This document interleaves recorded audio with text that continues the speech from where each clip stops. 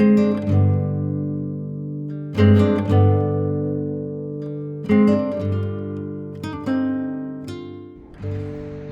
ख़वातीन हज़रात, अस्सलाम वालेकुम। बहुत मशहूर हूँ मैं आप तमाम हज़रात का सबसे पहले कि आप सब यहाँ तशरीफ़ लाए, और एक बहुत शॉर्ट नोटिस पर बिलखुसूस मैं तमाम शख्सियात जो यहाँ मौजूद हैं, बहुत से वाकिफ़ हूँ और बहुत से नावाकिफ़ हूँ, और बहुत से मुझे जानते हुए बहुत से नहीं जानते, लेकिन मेरा जो सबसे बड़ा एजाज़ है वो ये है कि मैं किताबें पढ़ता हूँ। मैं अदाकार हूँ या ना हूँ, मैं सदाकार हूँ या ना हूँ, मैं बचपन से किताबें पढ़ता हूँ, मुझे किताबों से इश्क। तो मेरे वालिद साहब अब्दुल हफीज़ बाहली मरहूम मग़फ़ूर, उनकी वजह से मुझे किताबों से इश्क हुआ। जब मैं छोटा था तो उनकी बड़ी लाइब्रेरी हमारे घर में थी, मैं उसमें से किताबें चुन कर पढ़ता था। तो मेरी बहैसियत पब्लिशर में ज़्यादा बोलूँगा ताकि आप लोग मुझे घबराइए नहीं, मैं पब्लिशर हूँ, ज़ाहिर मैंने प्रोग्राम में मुझे बोलना भी ज़्यादा पड़ेगा और आपको बर्दाश्त भी मुझे ज़्यादा करना पड़ेगा। सीधा ज़रूरी बात यह है कि चूँकि सदर महफ़िल अखलाक साहब और दीगर शुरका महफ़िल जिन्होंने स्पीचेस की यहाँ पर, उनके हवाले से मुझे फ़र्ज़ है कि मैं उनका शुक्रिया भी अदा करूँ, उनकी गुफ्तगू के हवाले से भी बात करूँ। तो बचपन से किताबों से शगफ़ रहा, और जब बड़ा हुआ तो आवाज़ से वाबस्ता हो गया, अदाकारी से वाबस्ता हो गया। तो न जाने कब उस्मान सिद्दीकी साहब ज़िंदगी में आए, रीडर्स क्लब और उर्दू स्टूडियो के मालिक, वो यहाँ तशरीफ़ फरमा है, मैं मशहूर हूँ उनका। और न जाने कब उन्होंने मुझे चुन लिया ऑडियो बुक के लिए, और मैंने उनके साथ अमेज़ॉन के लिए audible.com के लिए, जो दुनिया का एक बैनुल-अक़वामी सतह पर ऑडियो बुक्स का बहुत बड़ा इदारा है, उसके लिए काम करता है। तो उसके लिए हमने उर्दू में किताबें रिकॉर्ड करना शुरू की, और 53 टाइटल्स हम रिकॉर्ड कर चुके हैं उर्दू की मेरी आवाज़ में, जिसमें बड़े तो ये मेरे लिए एजाज़ की बात है कि परवरदिगार ने हमें चुना। ज़ाहिर है हम खुद कोशिश नहीं करते, कभी दिल में लालच थोड़ी था कि किताब पढ़ूँगा, अपनी आवाज़ में किताब रिकॉर्ड करूँ। एक देरीना ख्वाहिश है कि बहुत दफ़ा मेरे पास एक ऑफ़र आई है कि कुरान पाक भी उर्दू में मेरी आवाज़ में रिकॉर्ड हो। तो आप सबसे इल्तिमास करता हूँ कि दुआ कीजिए मेरे हक़ में कि मेरी आवाज़ में कुरान पाक रिकॉर्ड हो जाए। पाकिस्तान में तलत हुसैन साहब हैं, और एक और शख्सियत है जिनका नाम मैं भूल रहा हूँ, डॉक्टर। और उसके बाद मुझे ऑफ़र आई है कि उर्दू में कुरान पाक मेरी आवाज़ में रिकॉर्ड हो। तो आपसे मुल्तमिस हूँ कि दुआ कीजिए कि शायद के मौका में इस तरह जो मेरे एजाज़ में मेरी झोली में ये मोती गिर जाए। अब जो पीज़ा सलमान साहब ने गुफ्तगू की, सबसे पहले डॉक्टर उमैर साहब ने गुफ्तगू की थी। तो उमैर साहब तो मेरे शुरू से मेरे साथी हैं, दोस्त हैं और रफ़ीक़-ए-कार हैं। ये किताब इन्हीं की मरहूम में मुझे उर्दू में मिली थी, और नजमा साहिबा भी कोविड के ज़माने में उन्होंने मुझे जिक्र किया था किताब है। मुझे लालच हो गया किताबें छापने का, मुनाफे के लिए नहीं, मुनाफा तो मैं आवाज़ से कमाता हूँ।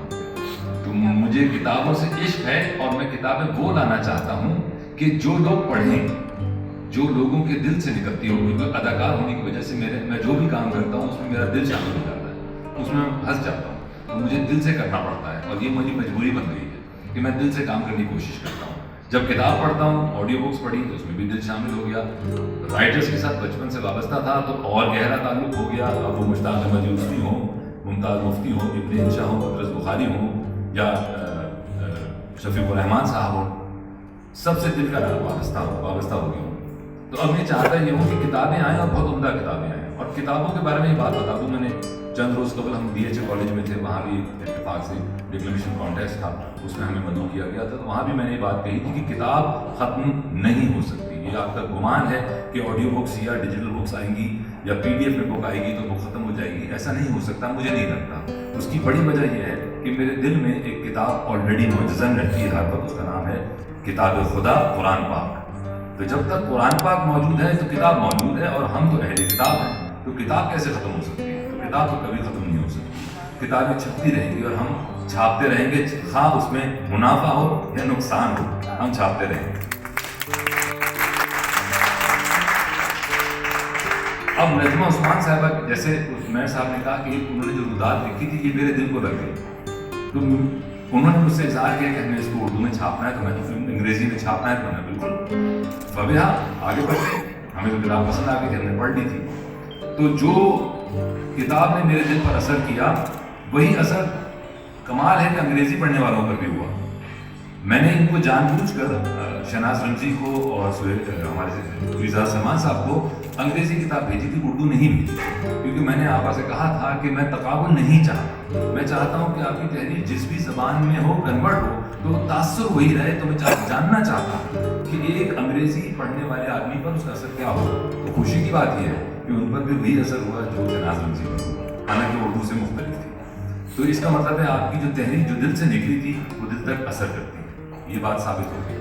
تیسری بات، پلیز سلمان صاحب نے جیسا کہا، میری کمپنی کاتب پبلشر کو ابھی صرف 3 برس ہوئے ہیں طباعت میں، اور میں ابھی طبع آزمائی ہی کر رہا ہوں، اور یہ پورا صحرا میرے سر پہ جاتا ہے جو پروف ریڈنگ کی غلطیاں ہوئی ہیں. الحمدللہ یہ کریڈٹ مجھے ملتا ہے کیونکہ میں نے 4 اشخاص سے اس کا ترجمہ کرایا.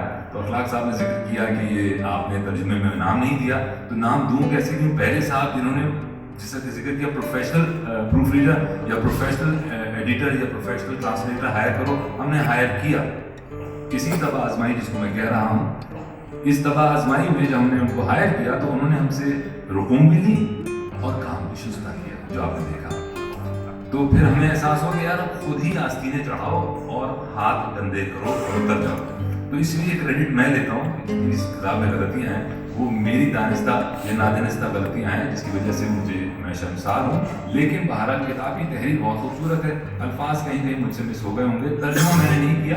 جن اشخاص نے ترجمہ کیا ہے انہوں نے کسی اور چیز کا حق ادا کیا ہے اور وہ کر گئے، تو اس کے لیے معذرت خواہ ہوں. اور آپا بھی اسے کچھ نہیں کر سکے، ہم نے بہت کوشش کی لیکن بہرحال.